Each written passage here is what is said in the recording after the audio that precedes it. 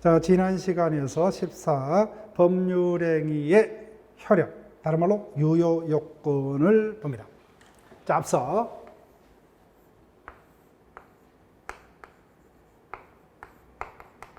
갑을 간의 토지 매매 계약 자체가 있었습니다. 즉 매매라는 법률행위는 성립했죠. 근데 성립했다 해서 다 그에 따른 효과가 완전하게 발생할 수가 없어요. 자, 이 부분을 이제 매치를 시켜야 되는데, 앞서 이자가 3살짜리 또는 뭐요? 만치 상태에서 매매 계약은 있었다 없었다? 있었죠. 그렇지만 우리 상식적으로 3살짜리가 매매 계약을 체결했다 또는 만치 상태에서 체결했다. 매매는 있었지만 그 효력을 인정할 수 없죠. 그죠? 그래서 이와 같은 원인이 있다면 성립은 했으나 무효다. 그죠? 그 다음에 또 제한능력자예요. 이자가 미성년자입니다. 우리가 본격적으로 이론 시간에 다루겠지만, 또는 이자가 피성년 후견인, 피한정 후견인. 이자는 단독으로 이와 같은 매매 등 법률 행위를 스스로 할 수가 없어요. 그와 같은 행위 능력이 없습니다. 하게 되면 이를 이유로 취소할 수가 있습니다. 즉 갑을 간에는 매매는 있었지만 이와 같은 능력이 제한 능력자가 이와 같은 행위를 했기 때문에 뭐요? 취소를 할 수가 있죠. 그죠? 그래서 성립은 했더라도 이와 같은 무효 또는 취소의 원인이 있다면은 그때는 원하는 대로 완벽한 효과는 발생할 수가 없습니다. 반대로 뭐요? 이와 같은 원인이 없어야만 비로소 완전한 원하는 대로 효과가 발생을 한다. 그에 성립한 법률행위가 원하는 대로 효과를 발생케 해서 필요한 요건을 유효 요건. 따라서 순서가 이렇게 됩니다. 성립해야 돼요. 성립조차 못했죠. 앞서 지난 시간에 신고되지 아니한 혼인 무효이다. 그래서 이 같은 표현은 뭐예요? 틀리다. 그죠? 왜? 신고되지 않는 혼인은 혼인 자체가 없는 겁니다. 혼인 자체가 존재치도 않기 때문에 그 혼인이 유효이냐 무효이냐는 있을 수가 없다는 거예요. 그러니까 최소한 법률행위가 유효이냐 무효이냐의 문제는 뭐예요? 일단은 법률행위는 성립하고 있어야 된다. 그래서 이 부분이요. 그래서 많은 수험생들이 이 부분을 통과 못해요. 이 부분을 통과 못하면은 아무리 평소에 외웠더라도 뭐예요? 그 당시에는 답을 찾더라도 본 시험에서 뭐예요? 약간만 흔들어 버리면 다 틀려버려요. 따라서 이런 기본 틀은 기억하셔야 돼요. 따라서 최소한 유효, 무효는 언제에만 판단할 수 있는 문제다. 법률행위가 일단 성립은 하고 있어야 됩니다. 따라서 법률행위가 성립조차 못한 경우에는 유효, 무효는 있을 수가 없다. 그 순서가 뭐예요? 먼저 성립하고, 성립한 법률행위가 효력 발생을 위해서는 다시 요건이 구비되어야 된다고 하죠. 이를 효력 요건이라 합니다. 자, 볼게요. 그래서 효력 요건도 다시 두 가지. 모든 법률행위에 공통으로 필요한 효력 요건 일반적. 그래서 이와 같은 효력 요건이 뭐예요? 결의가 되면 성립은 해서나 무효 아니면 취소가 됩니다. 자, 이거 보세요. 앞에서 법률행위가 성립하려면 당사자가 있어야 되죠. 일단 당사자가 있었다면 성립은 합니다. 다만 유효하려면 뭐예요? 당사자가 능력이 있어야 돼요. 당사자가 뭐예요? 권리 능력이 없다든지 또는 뭐예요? 의사능력이 없다면 성립은 해서나 무효죠. 행위 능력이 없다면 취소 문제가 됩니다. 그럼 두 번째, 법률행위로 달성코자 하는 목적이 이상은 법률행위가 성립하죠. 근데 그 목적을 뭐예요? 확정할 수 없거나 확정은 할 수 있으나 뭐예요? 그 확정된 목적이 실현이 불가능하거나 그 목적이 뭐예요? 강행법규에 위배되거나, 그 다음에 이 부분 103조에 반해서 사회적 타당성이 없으면 성립은 했으나 무효됩니다. 자세한 것은 우리가 이론 시간에 배울 거예요. 그 다음 법률행위는 의사표시는 반드시 존재해야 된다. 그죠? 그때 법률 효과를 원하는 내심의 의사와 이를 뭐요? 상대방에게 표시하는 표시가 일치해야 되죠. 일치해야 됩니다. 자, 여기 볼게요. 간단하게만 소개를 합니다. 갑이 을에게 자신의 토지를 살 것을 청약한다. 그죠? 그때 의사 3억으로 팔겠다. 그죠? 그러면은 이 부분을 을에게 표시를 해야 되겠죠. 말이나 글 등으로 표시를 한다. 그죠? 근데 이자가 청약서를 통해서 청약을 한다고 가정합니다. 그때 청약서를 작성함에 있어서 실수로 공을 하나 빼뜨려 버렸어요. 자기가 얼마를 바꿔서 팔기를 원합니까? 3억. 근데 표시는 뭐예요? 상대방에게 3천에 팔겠다 표시가 됐죠. 자신이 원하는 의사가 뭐예요? 표시가 일치다 불일치다? 불일치. 이와 같은 의사와 표시가 불일치면 완전 효과는 발생할 수가 없습니다. 근데 또 하나, 의사와 표시는 일치입니다. 일치. 일치요. 근데 문제는 의사 표시를 하는 자를 우리는 표의자다 이렇게 읽을 거예요. 표의자다. 법에서는 이제는 표시자다 이런 식으로 바뀌어서 이미 진행되고 있지만 아직까지는 뭐예요? 표의자를 더 많이 사용하기 때문에 표의자라 할 거예요. 의사 표시를 하는 자를 표의자. 즉 의사하고 표시는 일치합니다. 그렇지만 문제는 이와 같은 청약의 의사 표시가 우리 상식상 뭐예요?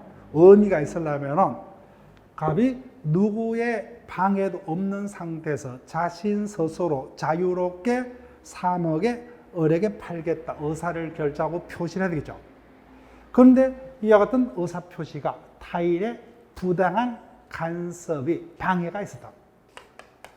사기당해서 3억에 팔겠다고 했다고 그죠. 즉 3억에 팔겠다 생각하고 3억에 팔겠다 표시했지만 쏘가서 그죠. 사기당했다. 여기까지는 문제가 없어요. 그 다음 강박이요. 하여튼 우리말로 쭉 녹여서 읽으면 돼요. 강박은 어떻게 읽힙니까? 강한 협박 이렇게 읽으시면 돼요. 협박. 협박하니까 뭐요? 급신하죠. 그죠? 타인의 강박에서 공포심하에서 뭐요? 어쩔 수 없이 3억에 팔기로 결정하고 3억에 팔겠다 표시했다. 이와 같이 사기 강박에 한 의사표시는 의사하고 표시는 일치하지만 이와 같은 뭐요? 문제가 있기 때문에 하자가 있다는 거예요. 그래서 이와 같이 의사표시 일치하고 사기 강박 등 하자가 없는 자유로운 의사표시가 있어야 됩니다. 그런데 이와 같은 문제가 있으면 뭐요? 성립은 했지만 무효 아니면 뭐요? 취소가 됩니다. 그래서 이와 같은 요건이 결여되면 일정한 경우는 법에서 무효로 판단하고 뭐요? 일정한 경우는 취소할 수 있도록 법에서 정합니다. 자세한 것은 우리가 수업 시간에 배울 거예요. 따라서 이와 같은 요건이 헌결되면 성립에서나 일정한 경우는 무효가 되고 일정한 경우는 취소가 됩니다. 그런데 이번 기초반에서 이와 같은 무효 취소는 최소한 언제 이후에만 판단할 수 있다? 일단 성립한 이후에만. 따라서 혼인신고가 없었다면 뭐야? 혼인 자체가 존재치 않기 때문에 그 혼인이 무효이다, 취소이다. 이와 같은 판단이 있을 수 없다. 그죠? 아예 혼인 자체가 처음부터 없는 거예요. 그 다음, 특별 효력 요건, 특별 성립 요건하고 똑같아요. 즉, 일단은 법률행위는 이와 같은 요건만 구비하면 원하는 대로 효과가 성립합니다. 효력이 발생해요. 근데 일정한 법률행위는 플러스 뭐요? 효력 발생을 위해서는 더 추가해서 요구되는 요건이 있더라. 이런 뭐야? 특별 효력 요건 또는 개별 효력 요건이다 합니다. 자, 이 부분 정도는 우리가 수업 시간에 외울게요. 대리인의 행위가 뭐요? 효과를 발생하려면 대리인이 뭐요? 본인을 위해서 그 같은 행위를 할 수 있는 권한이 있어야 되겠죠. 그 대리인에게 대리권이 있을 것. 그 대리인에게 대리권이 없다면 우리말 그대로입니다. 권한 없는 대리, 무권 대리. 그래서 무권 대리는 권한 없는 자의 행위이므로 무효입니다. 원칙. 그 다음, 당연히 뭐요? 유언 등은 언제요? 행위자가 사망을 해야 되죠. 그래서 이자가 뭐요? 살아있는 상태에서, 능력 있는 상태에서 유언의 의사표시를 유언장을 작성했죠. 그 다음 목적도 있고 유언의 의사표시가 있었지만 효력은 사망해야만 그죠. 그 다음, 이런 것들이 뭐요? 특별 효력 요건에 해당합니다.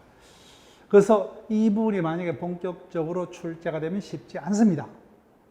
우리 시험에도 제 생각에는 17회 차, 18회 차에서 이 부분을 한번 출제한 적이 있고 그 이후는 아직까지는 본격적으로 출제된 바는 없는데 이 부분도 쉽지 않아요. 근데 이 부분을 그냥 하면 절대로 답을 찾을 수 없어요. 이제 하고 연습하면 이 부분도 남들은 뭐요? 틀리더라도 맞출 수가 있습니다. 그래서 만약에 25회 차에서 조금 난이도가 높게 출제가 된다 그죠? 그럼 이 부분도 회수가 상당히 오래됐기 때문에 혹시나 어려운 어떤 출제자가 틀려달라는 주문하에서 뭐요? 어렵게 출제할 수 있는 그런 어떤 포인트 중에 하나가 될 수가 있다. 자, 17번으로 갑니다. 우리가 첫째 시간에 민법 뭐요?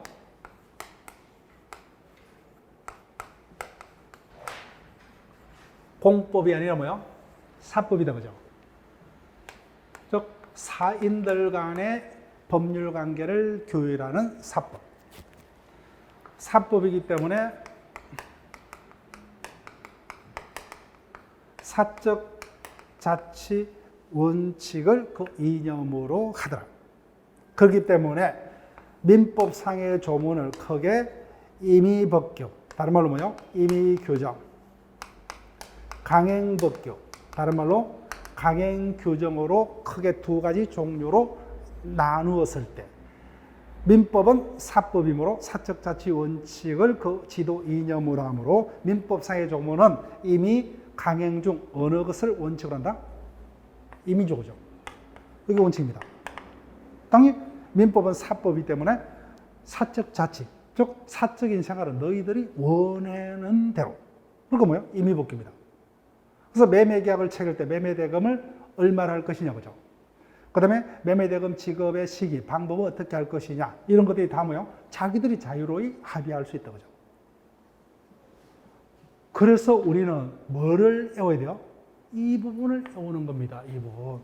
당연히 원칙이니까 뭐예요? 가만히 들어도 임의규정이니까 어떤 규정이 강행법규냐 이걸 이렇게 가는 거예요. 자 볼게요. 그러면 강행규정, 어떤 것을 강행규정이라느냐? 법률행위 당사자가 법령 중에 선량한 풍속, 기타 사회질서에 관계없는 규정, 그러니까 다른 의사를 표시한다는 그 의사에 의한다. 자, 105조를 읽으니까 어떻게 해요? 법의 내용이 선량한 풍속 등과 상관이 없어요. 그때 당사자가 뭐예요? 그 법과 다른 의사를 표시하면 어느 것이 우선한다는 거예요? 의사가 우선한다는 거죠. 그래서 이 규정을 임의규정이랍니다. 즉 법의 내용이 선량한 풍속 등과 관계없는 규정이라면 뭐예요? 의사가 우선한다. 즉 의사로 달리할 수 있다. 이와 같은 규정을 강행규정. 즉 민법은 임의규정. 민법은 임의규정을 원칙으로 합니다. 반대로 그 법의 내용이 선량한 풍속 등과 관계가 있죠, 그죠? 그러면 당연히 최소한 대한민국에서 살아가는 사람이라면은 이와 같은 선량한 풍속 등과 관계 있는 규정은 반드시 따라야 되겠죠. 따라서 이와 같은 규정을 강행규정이라 한다는 거예요. 강행규정.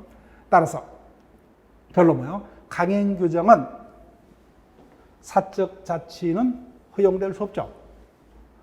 강행규정이라면 누구든지 따라야 됩니다. 그래서 법률행위가 뭐예요? 강행규정에 위반한다 그죠? 그럼 효력을 인정할 수 없죠.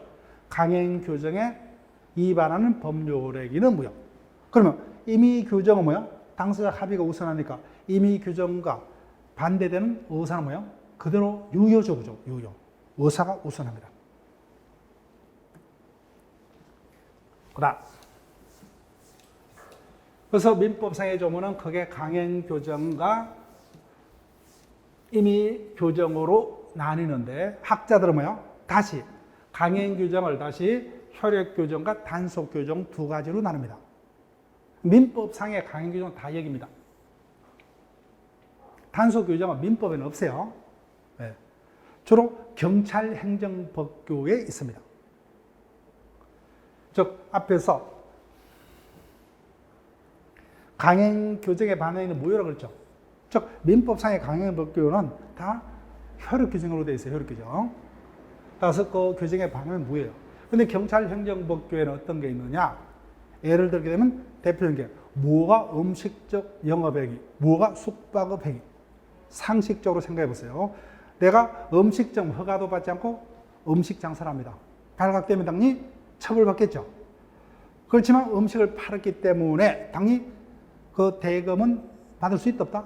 있다 그죠. 위와 같이 그 규정에 위반하면 행위자는 처벌받지만 그 행위 자체의 효력에는 상관이 없는 이와 같은 규정을 단속 규정이라 합니다. 경찰 행정법규에 줄였습니다. 민법은 다 여기입니다. 자, 그런 정도만 가볍게 터치를 하시면 돼요. 자, 그 다음 이 부분 103조는 100%입니다. 100%예요. 제목이 사회적 타당성 되어 있다 그죠. 두 가지 제목 다 같이 해야 돼요.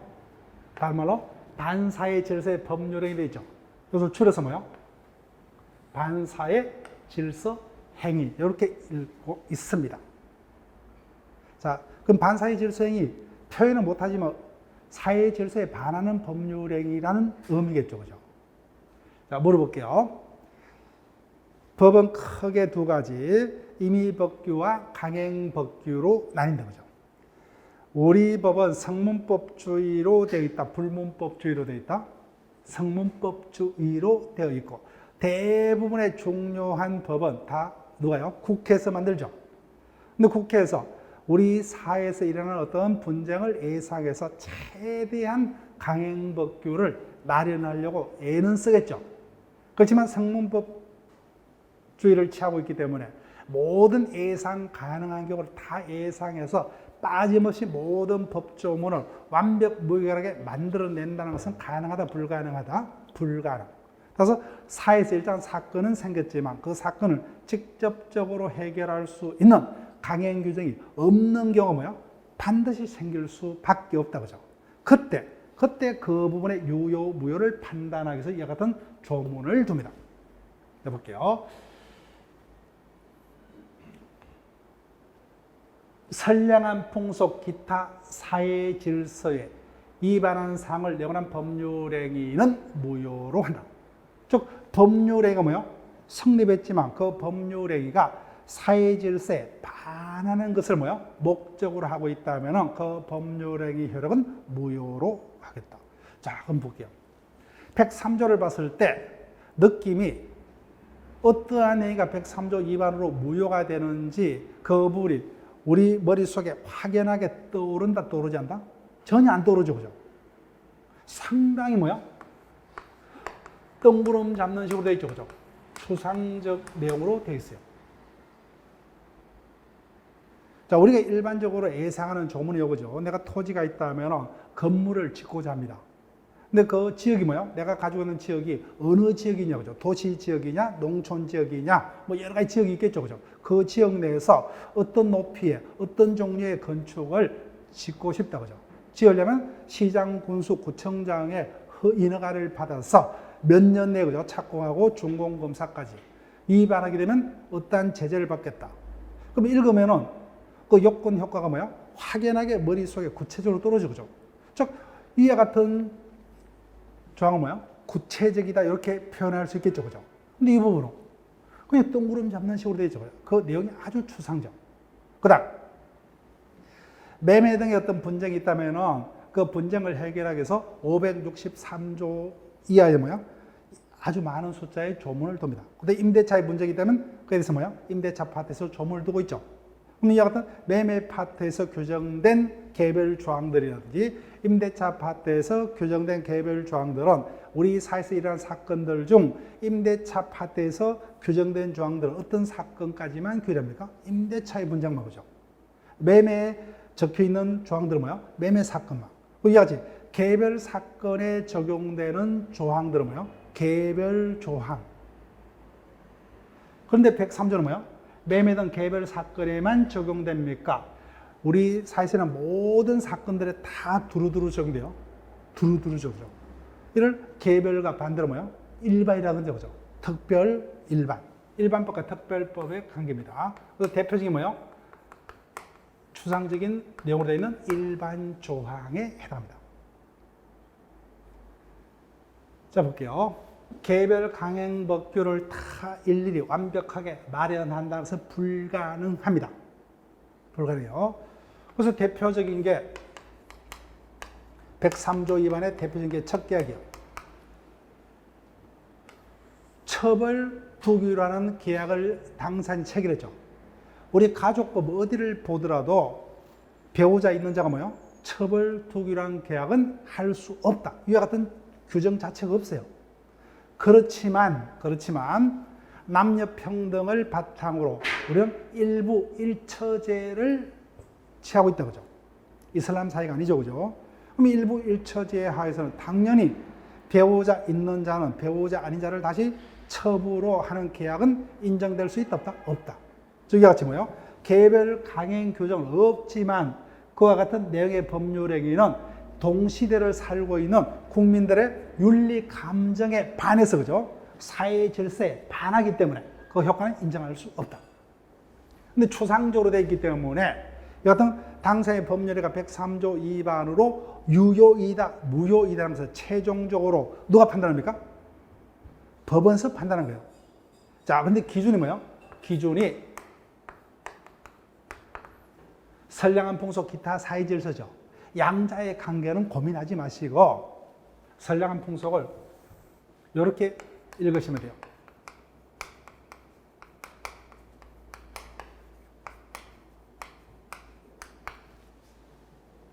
건전한 윤리 도덕. 자, 그러면 일단은 큰 틀 하나는 해결됐습니다. 나는 최소한 비도덕적인 사람은 아니다, 그죠? 도덕적이요. 그러면 103조에서는 개별 판례를 최대한 기억을 해야 되는데 103조의 대부분의 판례는 뭐예요? 내가 비도덕적이 아니기 때문에 그 판례 결론이 내 생각과 뭐예요? 일치입니까? 불일치요? 일치입니다. 일치. 크게 문제될 게 없어요.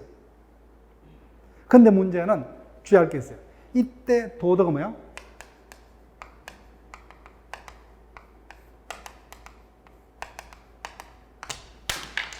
최대치입니까? 최소치요? 이걸 이해하셔야 돼요. 법은 우리 사회에서 생활하는 일부의 사람들에게만 지킬 것을 요구합니까? 우리 사회에서 존재하는 생활하는 모든 사람에게 지킬 것을 요구해요? 모든 사람이죠. 그러면 요구하는 수준은 최대치다, 최소치다? 최대치가 아니에요. 최소치입니다. 따라서 뭐예요? 누구나 지킬 수 있는 최소치의 도덕을 수준한다는 거예요. 요것만 통과하면 돼요. 따라서 최대치가 아니에요. 그렇기 때문에 이 부분은 우리가 틀릴 수 있는 여지가 있는 것은 뭐예요? 내가 생각하는 그 잣대가 너무 높기 때문에 문제가 되는 거예요. 낮춰야 됩니다. 낮춰야 돼요. 최소치로 낮추면 돼요. 그래서 그 대표적인 예를 하나 더 볼게요.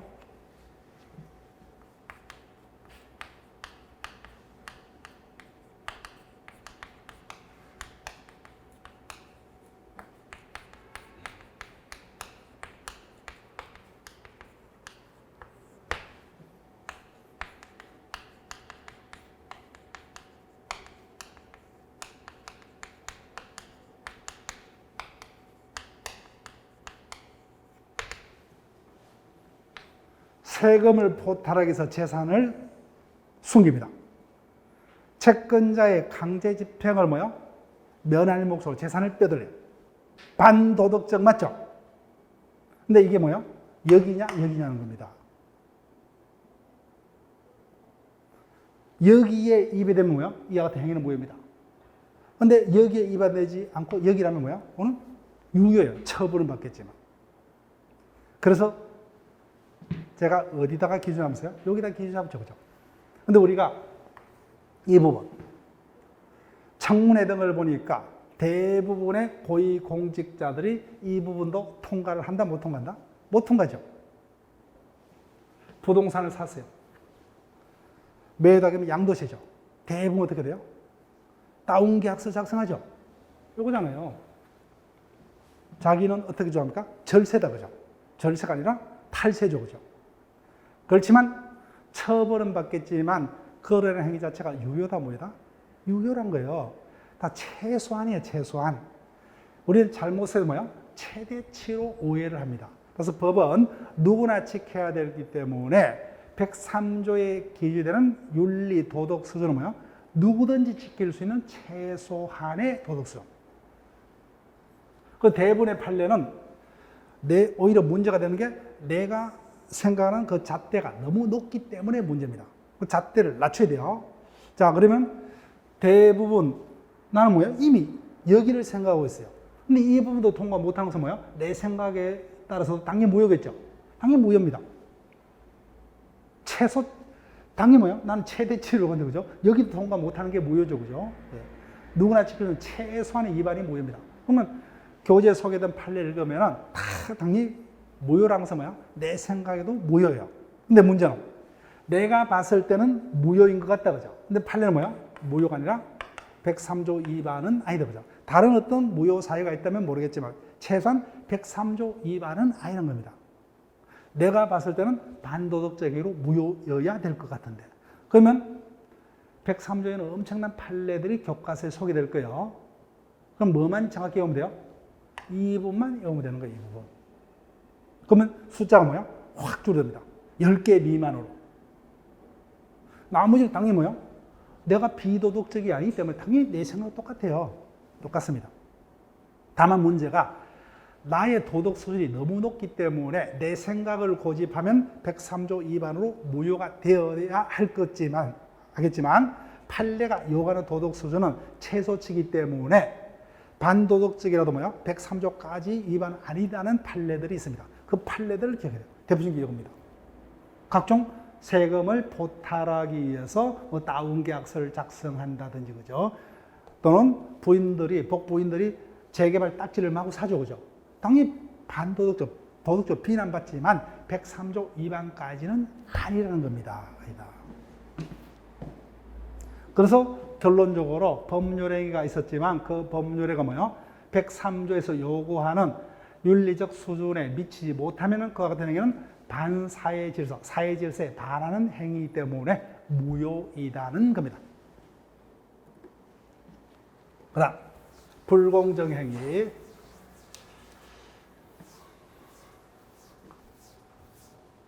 불공정한 법률 행위는 줄여서 뭐예요? 불공정 행위 또는 폭리 행위라고도 합니다.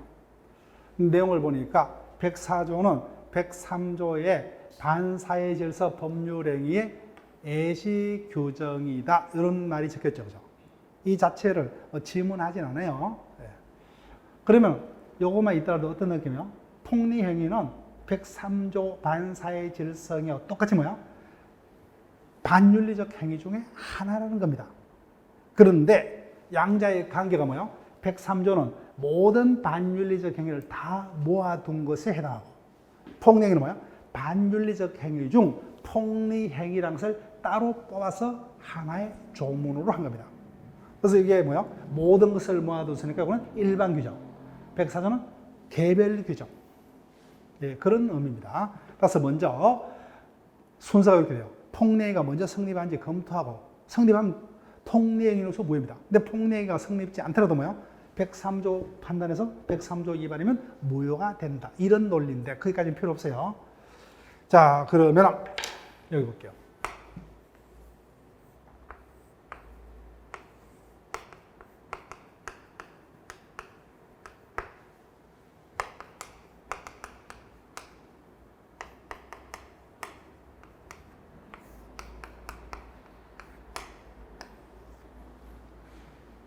갑이 평생을 시골에서 농사만 짓고 산 아주 뭐야? 착한, 우리가 시체말로 이런 말 하죠. 법 없이도 살 수 있는 사람이다, 그죠? 법 없이도 살 수 있는 사람. 엄격히 말하면은, 우리가 정확히 말하면 뭐야? 법 없이도 살 수 있는 사람이라면 다른 말로 우리 일반적으로 착한 사람이라 이런 의미로 되는데, 그래서 현대 생활에서 녹여서 판단하면 뭐야? 아주 손해보고 살 수밖에 없는 거죠. 그런 사람이란 거예요. 자, 볼게요.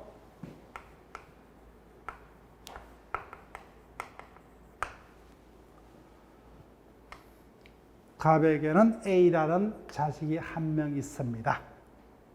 이것도 뭐야? 엄청나게 원했는데 생기지 않다가 50 그때 비로소 뒀습니다. 그 오기야 금이야 그죠? 귀하게 키웠습니다. 그럼 귀하게 키우는 거 뭐예요? 당연히 뿔이 났어요. 온갖 사건은 다 저지르고 다닙니다. 현재 이 상태예요. 너무나 귀한 자식이기 때문에 콩밥을 먹일 수는 없고 석방을 시켜야 됩니다. 그러니까 힘 있는 정관 변호사를 찾아가야 돼요. 그래서 대가로 뭐예요? 예를 들면 7천이라는 거금을 요구를 합니다. 그런데 시골에서 뭐예요? 이와 같은 큰 돈을 빠른 시일 내에 마련하는 방법은 토지를 파는 방법밖에 없죠. 그죠? 근데 예를 들게 되면은 갑의 토지가 여유를 가지고 뭐요? 제대로 팔게 되면은 이 정도의 가치가 있는 땅이다. 근데 을이 이와 같은 사실을 알았어요. 갑이 급하게 팔 수 없다는 사실을 알았죠. 그죠? 그래서 이를 이용해서 뭐요?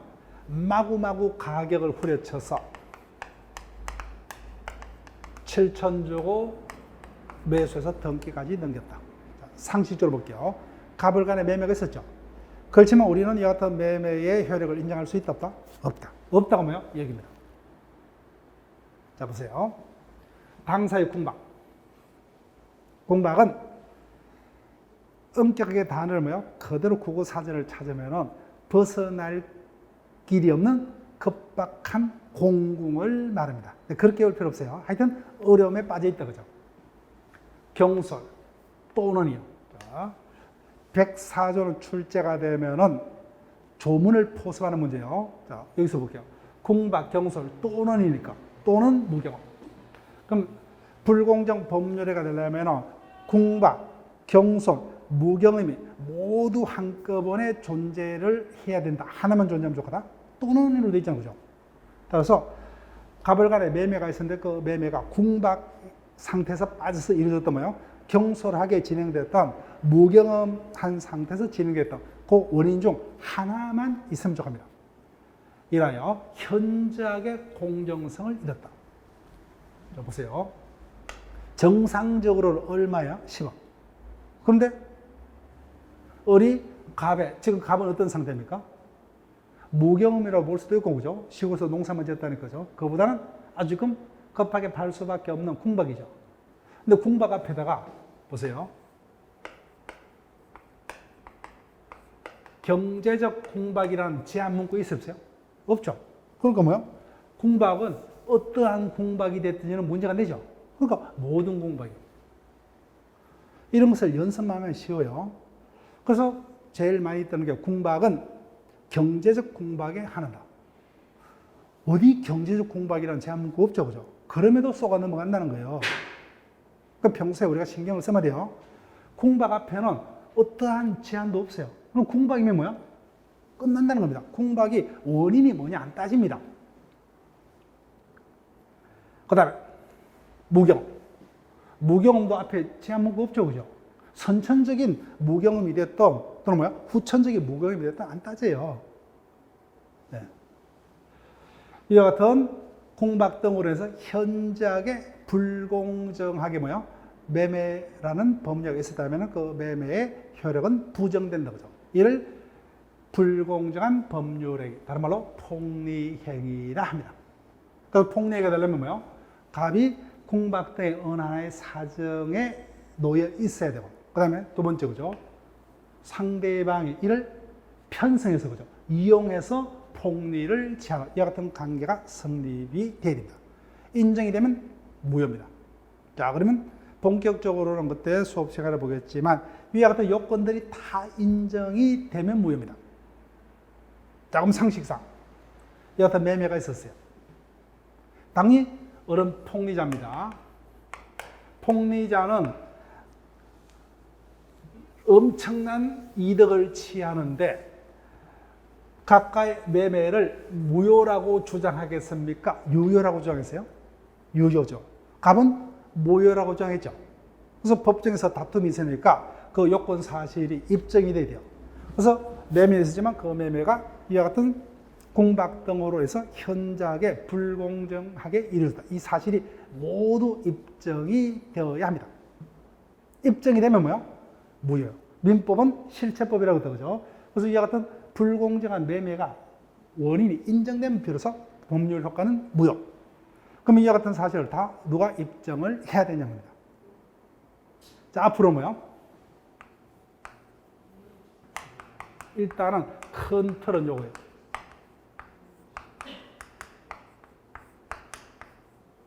주장하는 자가. 너무 이론적으로 하면 완벽하게 이해하면 쉬운데 그 부분을 이해시키려면 너무 힘드니까 일단 뭐야? 주장하는 자가 입증해요. 그럼 여기서 당연히 누가 무효를 주장하겠어요? 상조. 이자가 주장하겠잖아요. 이자가 미치지 않고서야 무효를 주장할 리가 없잖아요. 그죠? 따라서 주장하고자 하는 자가. 그런데 예적으로 뭐요? 상대방이 주장하는 경우가 있습니다. 그 부분을 수업 시간에 딱 하나 외울 거예요.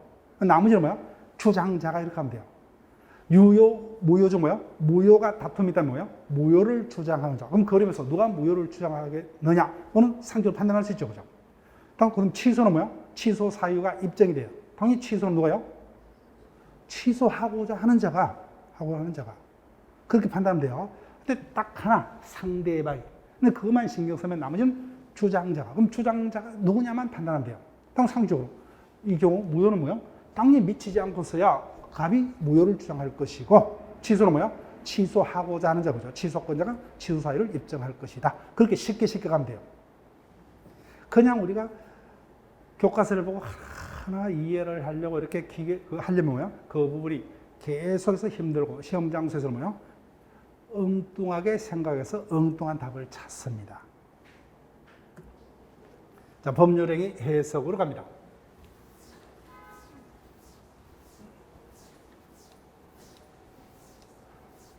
자, 이 파트가 출제된다면 이 부분이 가장 중요합니다. 자, 법률행위라면 뭐요?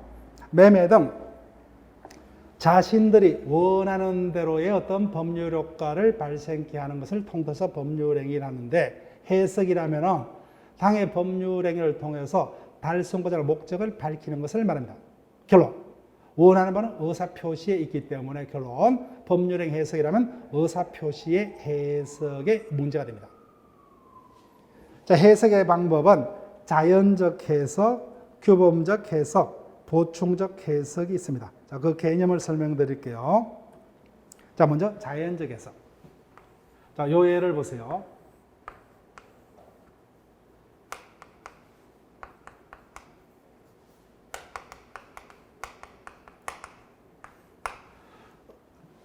어리 포장마차를 운영을 합니다. 갑이 고객이요. 갑이 어리 포장마차를 왜 찾아갑니까? 소주를 마시기 위해서, 그죠?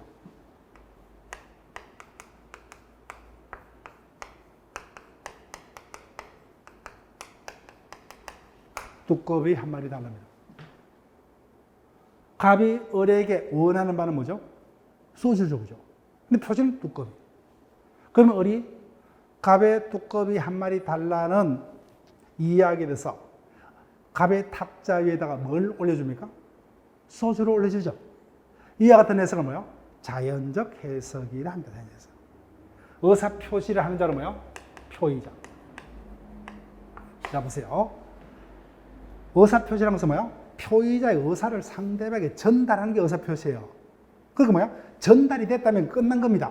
전달이 됐다면 끝난 거예요. 의사가 제대로 전달됐다면 따질 필요가 없어요. 이자가 원하는 바는 뭐예요? 소죠. 표시하고 우리가 얼핏 보기에는 표시하고 의사가 전혀 불일치죠. 그렇지만 상대방에게는 의사가 제대로 전달됐죠. 그럼 그 의사 표시가 추구하자는 목적이 달성이 되었어요. 자, 여기에 요겁니다. 말로만 이렇게 표시되어 있을 뿐이요. 즉, 해석을 할 때는 뭐예요? 표시된 언어적, 문자적 의미에 구속되지 않고 뭐예요? 표의자가 실제 원하는 바로 뭐야? 알 수 있다면 뭐야? 그에 따라서 해석을 합니다. 자, 이자가 을의 원하는 바는 알았다 몰랐다? 알았잖아요. 그러면 이 부분은 문제가 안 돼요.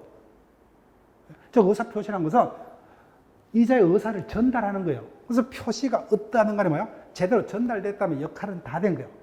이자가 두꺼비 사겠다는 의사가 전달됐습니까? 소주를 사겠다는 의사가 전달되죠? 소주를 사겠다는 건 제대로 전달됐기 때문에 실제 내용대로 그대로 성립합니다. 이와 같은 해석을 자연적 해석. 그래서 이와 같은 경우에 자연적 해석이 적용됩니다. 자, 보세요. 이게 뭐야? 한문을 표시하면 표시가 잘못됐지만 상대방이 뭐야? 제대로 표의자의 내심 의사를 제대로 알았다면 잘못된 표시는 해가 되지 않는다. 이와 같은 것은 오표시 무효지. 말 그대로. 그냥 외울 필요 없어요. 자연석 그냥 읽고 넘어가시면 되고. 자, 근데 규범적 해석 볼게요.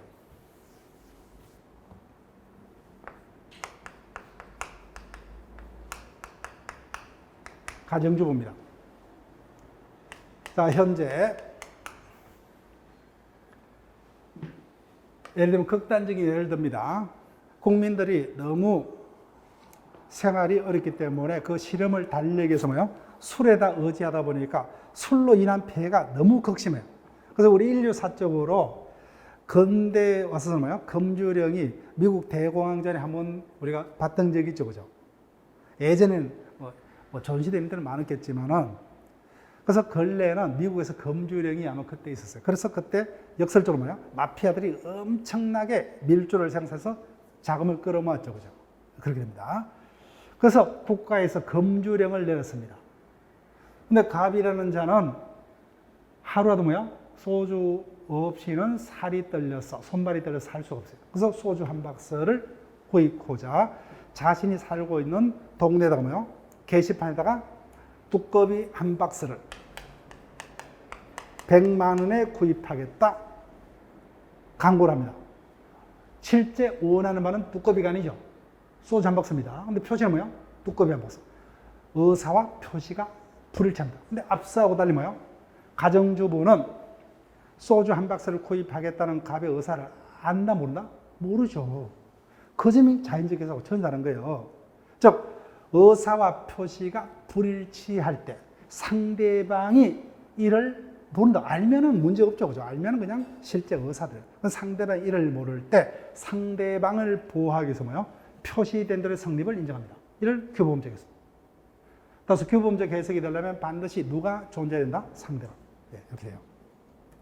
그래서 여기는 판례 몇 가지 외우시는 거예요. 자, 그럼 마지막에 보충이요. 자, 지금까지 자연적 해석은 표의자의 입장에서 해석을 합니다. 근데 규범적은 뭐예요? 상대방의 입장에서 해석을 해요. 상대방을 보호하기 위해서. 그러면 보충적 해석은 한 명이 남았죠. 누구의 입장에서, 누구의 시각에서 제3자죠. 그죠? 구체적으로 누굽니까? 판사가 될 거예요. 판사. 그래서 보충적 해석이란 아직까지 여기서 속인 바는 없어요. 올해 이게 답이 됐지만 이걸 뭐야? 모르더라도 나머지가 답이 될 수가 없어요. 그래서 이게 이제 답이 됐지만 일단 보충적에서 뭐야? 법률행위는 성립한 이유입니다. 성립한 법률행위에 어떤 뭐야? 빠진 부분이 있을 때 그때 제3자가 그 빠진 부분을 메꾸는 해석을 보충적 해석. 자, 볼게요. 계약서를 보니까 갑을 간에 임대차 계약이 있었습니다. 임대차니까 차임을 반드시 지급해야 돼요. 근데 차임 30만 원 돼 있습니다. 근데 이게 뭐요?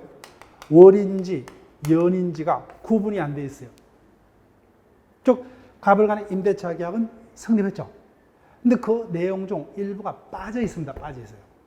그때 당사자가 아니 뭐요? 제3자의 시각에서 만약에 어떤 빠진 부분이 있는 것을 당사자가 알았더라면 뭐야?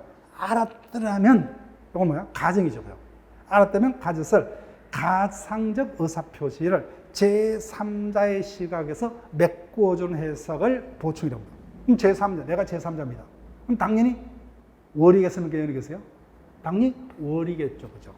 이와 같은 해석을 보충적 해석이라 합니다. 보충 해석. 자, 그 다음에 해석의 기준은 그냥 읽고 넘어가면 돼요. 그 자체가 시험 문제는 절대 출제가 안 될 겁니다. 의미가 있는 것은 이 부분 우리가 첫째 시간에 배우는 간섭법과 사실인 간섭의 차이점과 해서 기억하면 돼요. 즉 법률행 해석할 때는 규정은 없지만 학자들이 뭐야? 첫 번째 당사자 원하는 대로 해석을 합니다. 그 다음에 두 번째 뭐야? 당사자가 원하는 바를 알 수가 없을 때, 즉 원하는 바는 의사 있죠. 그 의사를 알 수가 없을 때는 사실인간섭을 가지고 해석을 해요.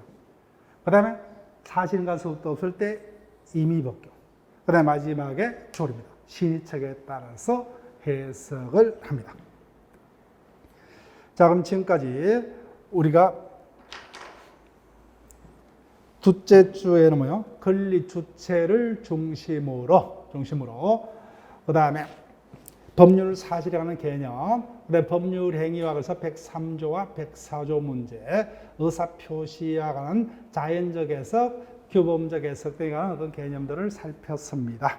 그럼 다음 시간에는 의사표시 파트로부터 쭉 진행을 하고 민법 총칙은 끝내는 걸로 할 겁니다. 마지막 4주차에서는 물권법과 채권법을 필요한 우리가 이론을 본격적으로 다루기 전에 필요한 어떤 개념들을 쉽게 소개하는 그런 시간들로 갑니다. 다시 한번 말씀드리지만 제가 기초반에서도 뭐야? 일부는 어느 정도 내용까지 설명하는 게 있지만 그 내용은 우리가 본 수업에서 자세하게 그 부분을 다룰 거예요.